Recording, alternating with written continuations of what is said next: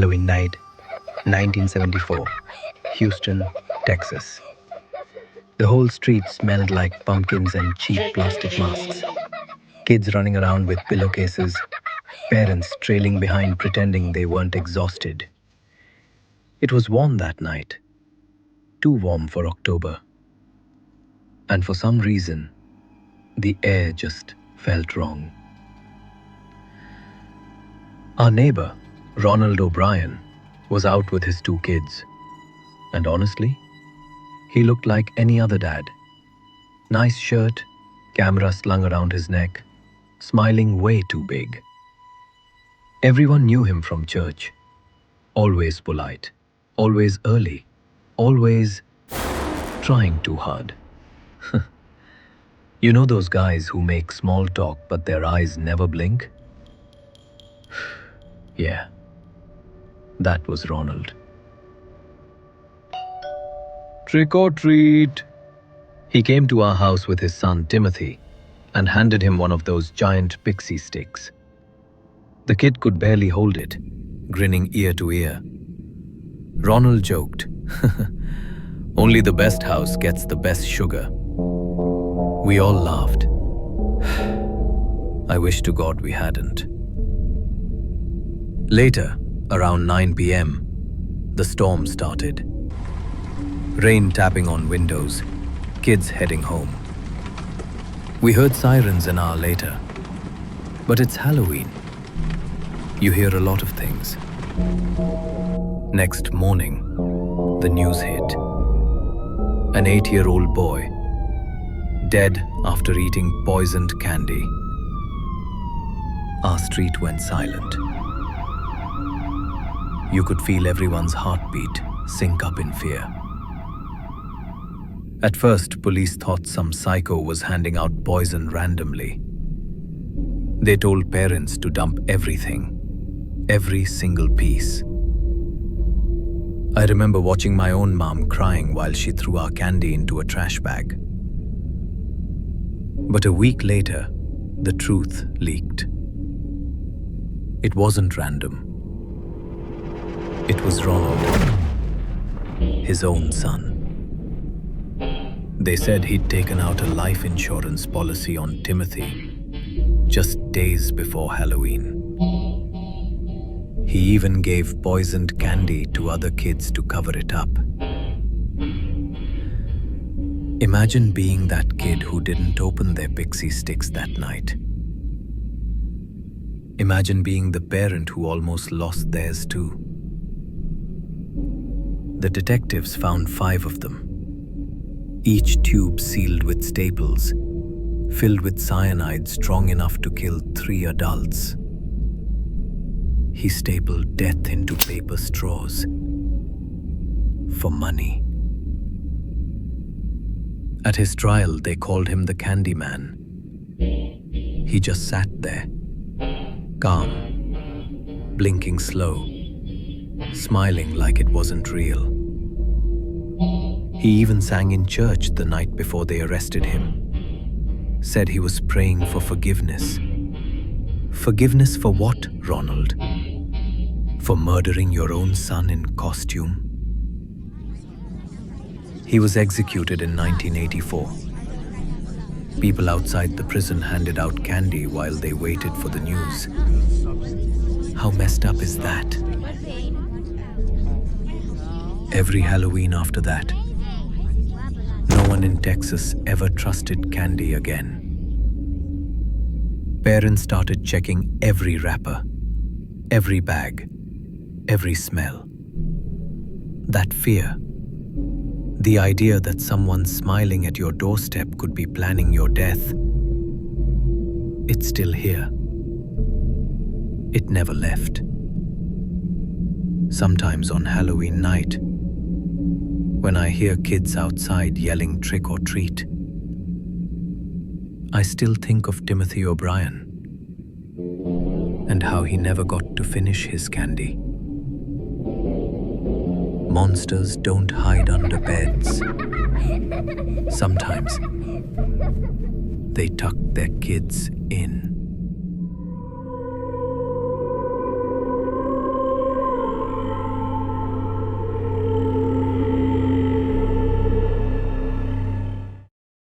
have one of those nights that start out fun and end up changing everything? Yeah, that was Halloween 1998, Illinois State University. Back then, I was just a freshman, broke, curious, and stupid enough to think nothing bad could actually happen on Halloween. The whole dorm was drunk that night. Cheap vodka, bad costumes, glow sticks everywhere. My roommate, Megan, was the kind of girl who believed in everything. Tarot cards, horoscopes, Ouija boards. She could make a sleepover feel like a seance. So when she said, "Let's do Bloody Mary," I laughed.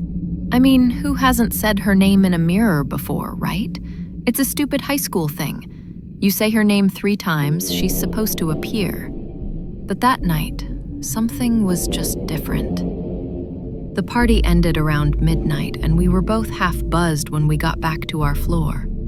The hall lights flickered like they were dying, and the bathroom, our bathroom, had this long mirror that ran across the entire wall. Fluorescent lights buzzing overhead, smelled like damp tile and cheap soap. Megan looked at me, smirking. "You scared?" she said. I said, "No, are you?" But my stomach, it already felt wrong. We lit one candle, turned off the lights, and stared into that mirror. 3 words, 3 times. Bloody Mary, Bloody Mary, Bloody Mary.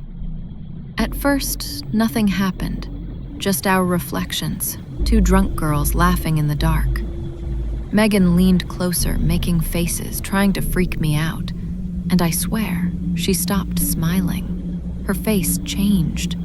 She whispered, "Wait, do you see that?" I didn't want to look, but I did. And her reflection wasn't copying her anymore. It was smiling. Wide. Too wide. I froze.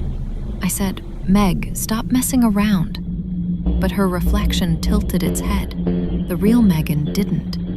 Then the candle went out. I screamed. She grabbed my arm. We hit the light switch. But when the lights came back on, the mirror was cracked. Not shattered, cracked from the inside. And on the sink, right beneath it, there was blood. Not a lot, just a smear, but enough to make my knees give out. We ran. We didn't stop until we hit the stairwell. A security guard came up minutes later, and when we told him what happened, he didn't believe a word. But the next day, the bathroom was taped off.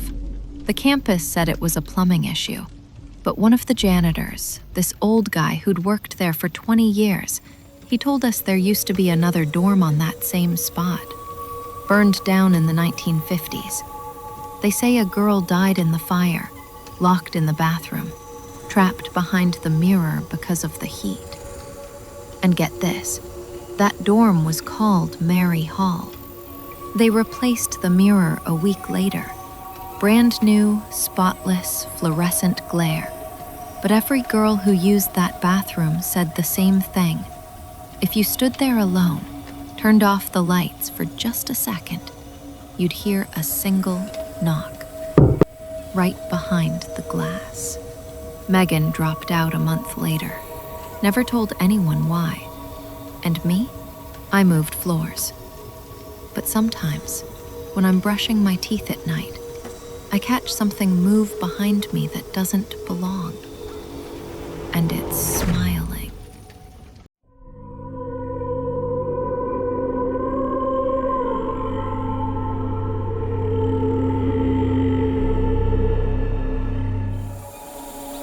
Halloween used to be my favorite night of the year. Decorations, candy, music playing from the porch, that kind of small-town peace you don't appreciate until it's gone. In 2008, my wife and I had just moved into this quiet Wisconsin neighborhood. We'd only been there 3 weeks, and we were excited to actually hand out candy for the first time. We had everything ready. Fake cobwebs, pumpkin lights, a bowl overflowing with chocolate bars. Kids came in waves, one after another. Little vampires, superheroes, a tiny ghost who couldn't see through her own sheet. By 10:30, the streets were empty, porch lights going dark one by one. That's usually the sign. Halloween's over. Then, around 11 p.m., someone knocked. 3 soft knocks. I remember glancing at the clock, confused. I opened the door expecting a late teen, maybe someone pranking around. But there was this small kid, maybe 10, standing perfectly still on the porch. He just wore a plain white mask. Not scary, just blank. No holes for eyes that I could see. Just a smooth face with tiny breathing slits. He held a plastic pumpkin bucket in both hands and said nothing. I smiled awkwardly and said, "Hey, little guy, you're kinda late, huh?" He didn't answer, just held out the bucket. I sighed, dropped in the last few chocolates and said, "That's all we've got, okay? Happy Halloween." Closed the door, locked it, laughed a bit to my wife. You know, spooky kid vibe. A minute later, knock, knock, knock. Same sound, same rhythm. My wife called from the living room. "Babe, didn't you just give him candy?" I peeked through the peephole. Empty porch. Nothing. Just that little orange bucket sitting there by itself. I opened the door slowly. The bucket was full of candy again. The exact same candy I had just given away, down to the brand, the wrappers.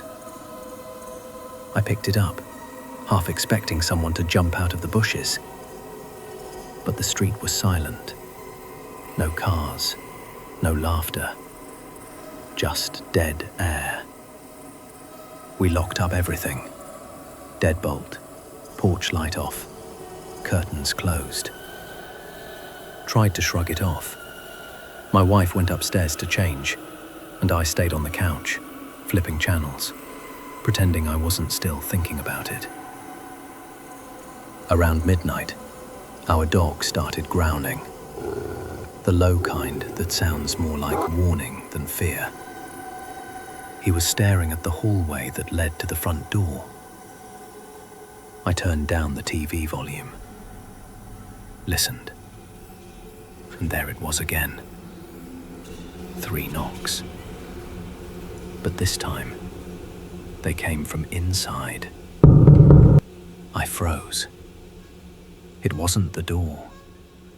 It was the wall right next to it, like someone knocking from the other side of the plaster. I walked toward it, heart racing. Pressed my hand to the surface. Cold. I could feel vibration, but not rhythm anymore. Just random taps, like fingernails scratching wood. My wife yelled from upstairs, "What are you doing down there?" I didn't answer, because then I saw something. Through the front window reflection.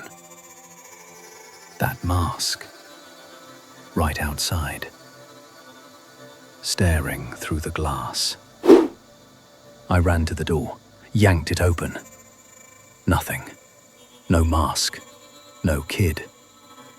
But there were muddy footprints coming into the house. They stopped at the hallway, then disappeared halfway across the floor like they'd sunk into it. I slammed the door shut, shouted for my wife, grabbed the phone, police, flashlight, everything. When the cops showed up, they searched every room, the attic, the basement. Nothing. Except one thing. A piece of paper folded under the doormat. It was written in a child's handwriting. "Thanks for letting me in." We didn't sleep that night. Every sound felt wrong. Around 3 a.m., we heard the attic ladder creak by itself. Police came again the next morning. No sign of forced entry. Just small, muddy handprints on the ceiling boards above the ladder. They told us to stay with family for a few nights. We packed up and left the same day. 2 days later, a neighbor called and said our porch light was on again. But we'd taken the bulb out. We never went back. The house is still there.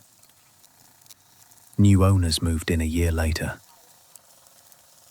Every Halloween, they say someone leaves a small orange bucket on the doorstep, empty until midnight. And when you open it, it's full again. Exactly what you gave away.